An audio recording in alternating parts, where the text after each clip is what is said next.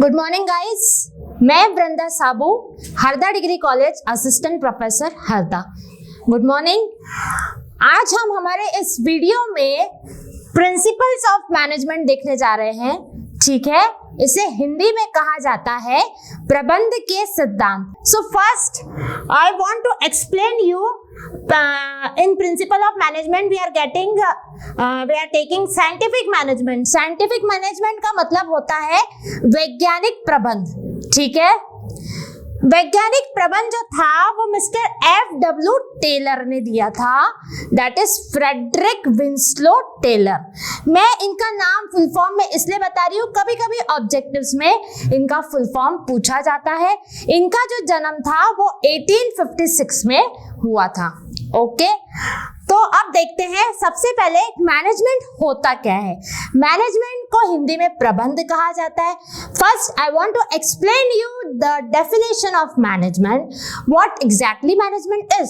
So management is an art of getting things done through by other people more effectively and more efficiently। इसका मतलब क्या होता है?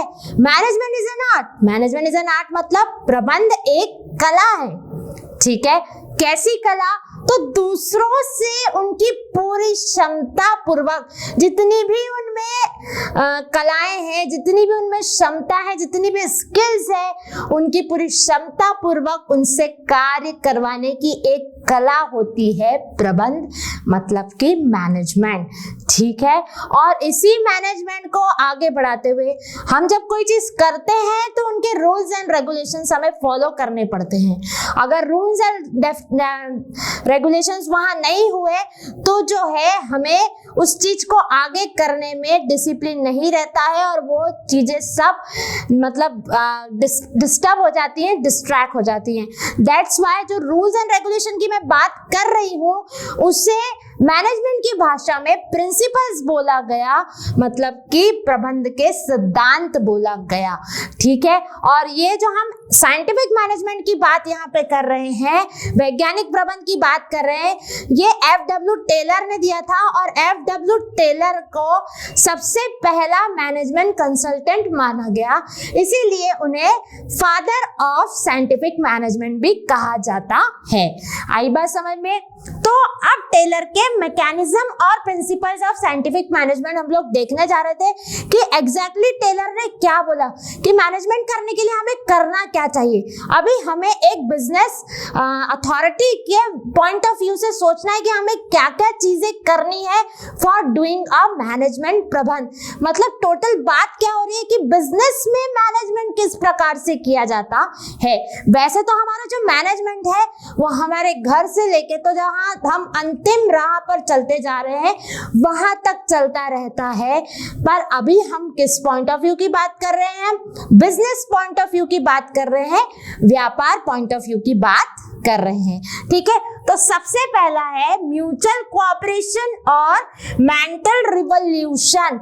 मतलब एक प्रबंधक मतलब एक मैनेजर जो अथॉरिटी है, उनका सबसे पहला कार्य ये है कि जो एम्प्लॉइज, जो कर्मचारी आपके यहाँ कार्य करने के लिए आए हैं, उनके दिमाग में मानसिक क्रांति मतलब मेंटल रिवॉल्यूशन को क्रिएट करना। देखिए होता क्या है, जितने भी लोग आपके यहाँ काम करने आए हैं, सबसे पहला उनका उद्देश्य क्या है?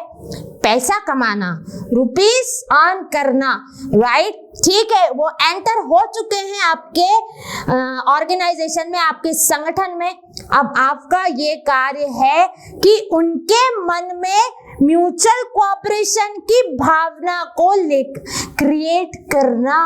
म्यूचुअल कोऑपरेशन मतलब एक दूसरे के साथ मिलकर के कार्य करने की, कर्तव्य निष्ठा की क्रिएशन को लेकर के आना, राइट? आई बात समझ में? Second one is the setting up of a standard task. मतलब कि सीधे सिंपल भाषा में बोला जाए तो एक टारगेट तैयार करना। जब तक आपके सामने टारगेट्स नहीं होंगे तब तक आपको क्या पता कि आपको करना क्या है। It means that you should have to plan what you want to do in future. आई बात समझ में? ठीक है। नेक्स्ट इज, अब जब टारगेट आप डिसाइड कर रहे हैं तो किस आधार पे आप टारगेट डिसाइड करेंगे? तो देयर आर 4 स्टडीज, ठीक है, which Taylor had done, ठीक है। First is time study, second is the motion study, fatigue study and wage incentive system.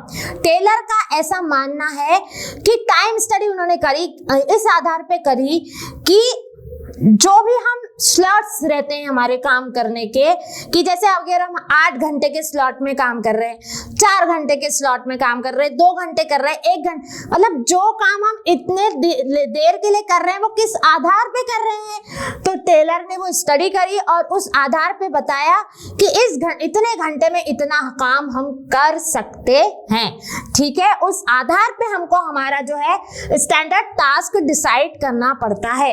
Then motion study, motion study मतलब कि जो एक एम्प्लॉय होता है वो कितने मोशन कर सकता है, कितने मूवमेंट्स कर सकता है, उसके ऊपर भी उन्होंने एक्सपेरिमेंट किया। और उसके मतलब जैसे सपोज कर लीजिए, कोई भी आपने देखा होगा, किसी फैक्ट्री में देखा होगा मजदूर काम कर रहे हैं या कहीं पर भी वर्कर्स काम कर रहे हैं, तो कितनी देर वर्कर्स काम कर सकता है, कितने मूवमेंट्स वो कर सकता है, उसकी भी स्टडी करी गई और उसके आधार पे उनको काम देना शुरू किया गया। आई बात समझ में कि कितने मूवमेंट्स वो कर सकता है, उतने मूवमेंट्स के लिए उनके मूवमेंट्स डिसाइड किए जाते हैं कि इतना काम वो व्यक्ति उतनी देर में, इतना काम वो व्यक्ति उतनी देर में करेगा, right. Then the fatigue study, fatigue study का मतलब होता है थकान अध्ययन। थकान अध्ययन मतलब एक व्यक्ति, एक मजदूर, एक एम्प्लॉय कितना काम करने के बाद थकता है और उसे कितने टाइम के बाद रेस्ट इंटरवल्स चाहिए रहते हैं, वो भी डिसाइड किया गया एक्सपेरिमेंट्स करके। सपोज एक एग्जांपल दीजिए कि अगर एक मजदूर कंस्ट्रक्शन के मतलब किसी बिल्डिंग कंस्ट्रक्शन में काम कर रहा है, उसे एक टब में ईंटें उठाना है, नीचे झुकना है, उसको उठा करके ऊपर यहाँ रख करके ऊपर लेके जाना है, तो वो इतने मूवमेंट्स कितनी बार कर सकता है और कितनी देर के बाद वो थकता है, ये चीज भी मिस्टर टेलर ने एक्सपेरिमेंट्स करके डिसाइड करी और उस आधार पे फिर काम मिलना शुरू किया गया। Then wage incentive system, Taylor का ये भी मानना है कि अगर जो व्यक्ति जितना काम करता है उसे उस काम के बदले में वेजेस, सैलरी और रेम्यूनरेशन प्राप्त हो। वेजेस मजदूरी, सैलरी वेतन, रेम्यूनरेशन मतलब पारिश्रमिक होता है।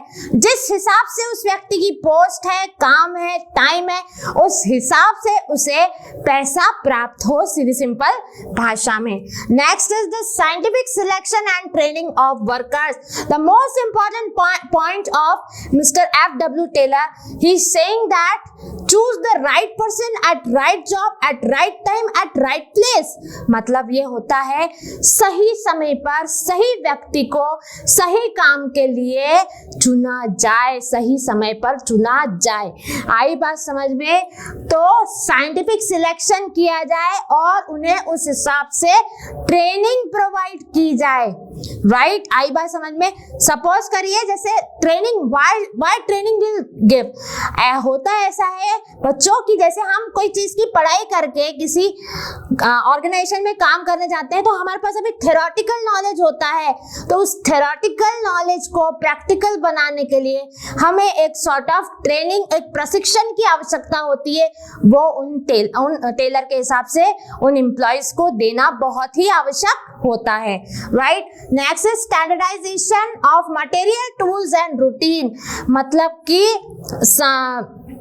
सामान्यकरण करें कि आप किन मटेरियल्स, ये रोज हमें ये नहीं होना चाहिए कि आज क्या काम करना है, आज कौन सा मटेरियल यूज करना है, आज कौन से इक्विपमेंट्स यूज करना है। प्लानिंग में जब हम प्लानिंग करते हैं तो उस समय हमें ये सारी चीजें, हमारा रूटीन वर्क एंड ऑल, हमारे मटेरियल्स हम कौन से यूज करेंगे, हमारे टूल्स हम कौन से यूज करेंगे, ये सारी प्लानिंग में हमें सारी चीजें डिसाइड करनी है और उसके आधार पे आगे के काम को अंजाम देना है, right. And the last point is administrative solution. मतलब ये होता है, देखिए इतना सारा हम काम कर रहे हैं, पर जब हम काम कर रहे हैं तो हमें समझ में आ रहा है कि इस काम में इस व्यक्ति की आवश्यकता है और इस काम में इस व्यक्ति की आवश्यकता है, और करते करते समझ में आता है कि अब इन चीजों को रीऑर्गेनाइज कर सकते हैं, हम रीसॉल्यूशन उसका निकाल सकते हैं। आई बात समझ में? तो हम जब लास्ट पॉइंट पे देख रहे हैं तो हमें यहाँ पे ये करना है कि जितना भी हमने काम किया है उसको इकट्ठा करके हम ये डिसाइड करें कि ये काम कौन कौन कर रहा है और इन चीजों में आप किन लोगों की आवश्यकता और पड़ सकती है या कम हो सकती है, इन सब चीजों का हमें सॉल्यूशन देखना है। अब आगे हम देखेंगे मिस्टर हेनरी फ्योल के प्रिंसिपल। जो मिस्टर F.W. टेलर थे वो साइंटिफिक मैनेजमेंट के फादर माने जाते थे। अब हेनरी फ्योल सर जो थे उन्होंने अगले 14 प्रिंसिपल हमें दिए थे। गाइस अब हम देखने जा रहे हैं हेनरी फ्योल के 14 प्रिंसिपल्स ऑफ मैनेजमेंट। ठीक है, जैसा कि हमने लास्ट वीडियो में हमारे साइंटिफिक मैनेजमेंट देखा F.W. टेलर का, कि जिसमें उन्होंने क्या कहा कि right person at right job eight right place at right time.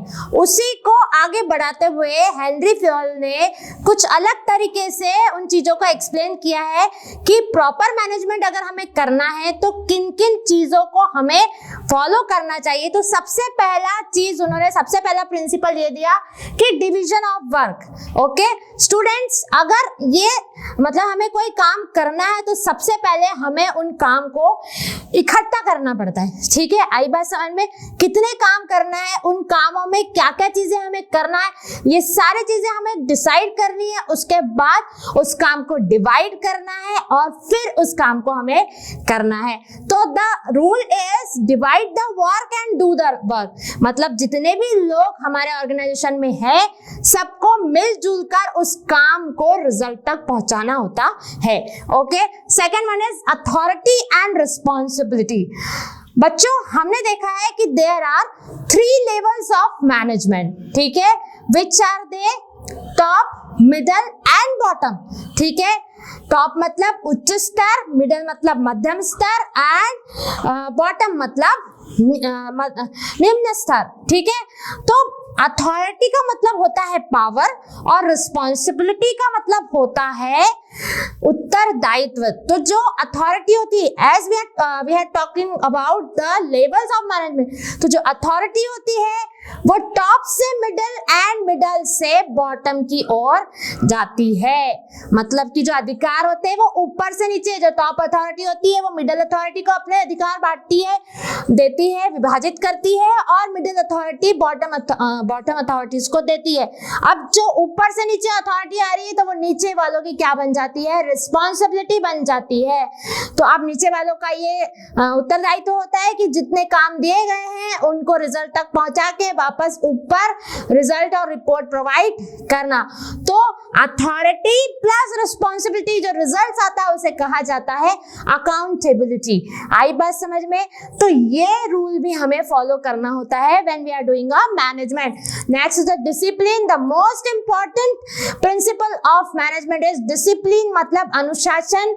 अगर आप विदाउट अनुशासन कोई भी काम कर रहे हैं तो दिस इज माय गारंटी कि वो कभी भी रिजल्ट तक नहीं पहुंच सकता है। इसलिए जो भी टाइम टेबल हमने प्लानिंग में क्रिएट किया है उस टाइम टेबल को फॉलो करते करते हमें आगे बढ़ना चाहिए, तो definitely we will get the success in future. Okay, next is unity of command. Unity of command का मतलब ये होता है कि अगर we are working in an organisation तो एक वर्कर के ऊपर एक ही बॉस होना चाहिए। एक बॉस के नीचे बहुत सारे वर्कर्स काम कर सकते हैं, पर एक वर्कर है, एक एम्प्लॉय है, तो उसके ऊपर एक ही बॉस होना चाहिए। अदरवाइज कंफ्यूजन का भंडार मच जाता है और वहां फिर सारी चीजें डिस्ट्रैक्ट होने की, डिस्टर्ब होने की चांसेस बहुत ज्यादा रहते हैं। क्योंकि अगर एक व्यक्ति के ऊपर 3 बॉस है तो एक कुछ कहेगा, एक कुछ कहेगा, एक कुछ कहेगा, इन सब में कंफ्यूजन क्रिएट हो जाते हैं। Next is the unity of direction. Exactly command से आगे बढ़ते हुए जब हम डायरेक्शन की बात कर रहे हैं, डायरेक्शन मतलब दिशा। जब हमें हमारे एम्प्लॉयर्स दिशा दिखाते हैं तो वो एक दिशा में हमें आगे बढ़ाना चाहिए, अदरवाइज वहां भी कंफ्यूजन हो जाता है कि हमें कौन सी दिशा में आगे बढ़ना है। Okay, next is the subordination of individual interest to general interest. Guys मैंने अभी एफडब्ल्यू टेलर में भी बात करी थी कि व्यक्ति जब ऑर्गेनाइजेशन में एंटर कर रहा है तो वो किस चीज के लिए आता है?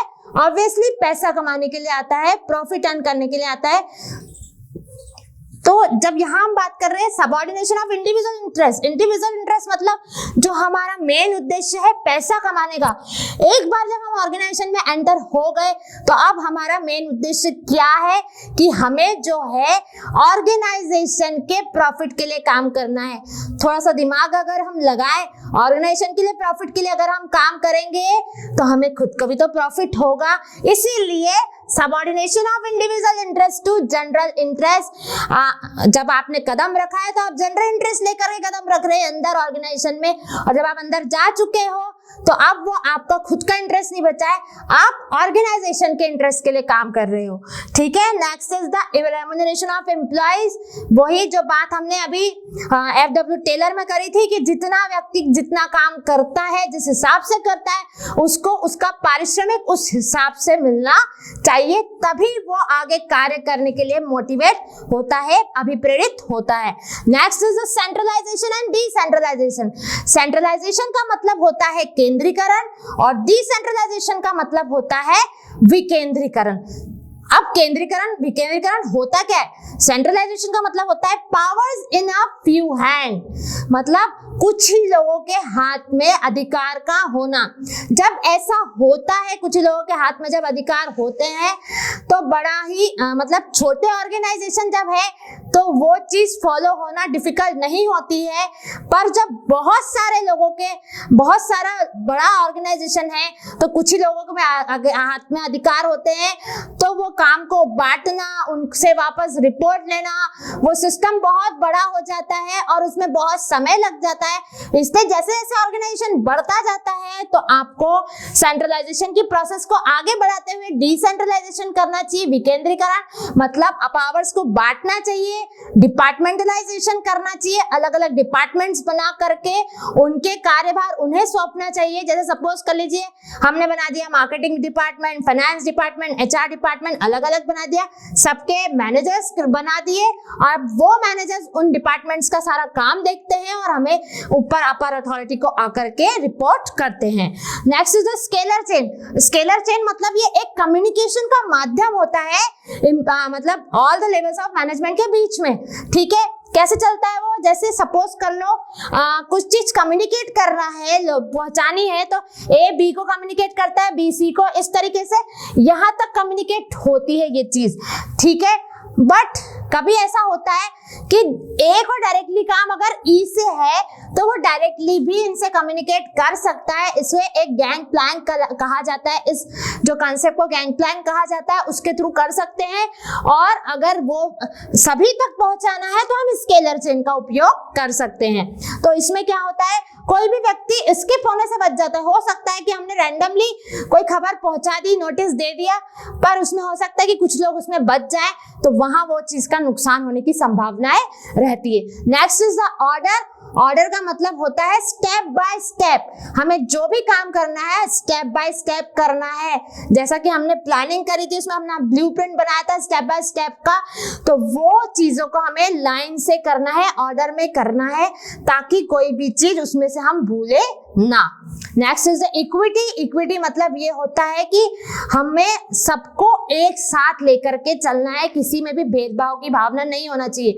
मतलब कोई एम्प्लॉय छोटा नहीं, कोई बड़ा नहीं, जो एम्प्लॉयर और एम्प्लॉय का रिलेशनशिप है वो सबके साथ एक जैसा होना चाहिए। Next is the stability of tenure. Stability of tenure का मतलब ये होता है कि देखिए जनरली ऑर्गेनाइजेशंस में क्या होता है, व्यक्ति कुछ समय तक काम करता है, वो काम सीख जाता है और फिर दूसरी जगह चल जाता है, वहां से ज्यादा पैसे कमाता है। पर आपको ऐसा नहीं करना है, आपको मैनेजमेंट इस प्रकार से करना है कि व्यक्ति अगर आपके यहाँ काम कर रहा है तो वो आपके यहाँ लंबे समय तक सेवाएं प्रदान करे और आपके ऑर्गेनाइजेशन को ग्रोथ तक लेके जाए, सक्सेस तक लेकर जाए।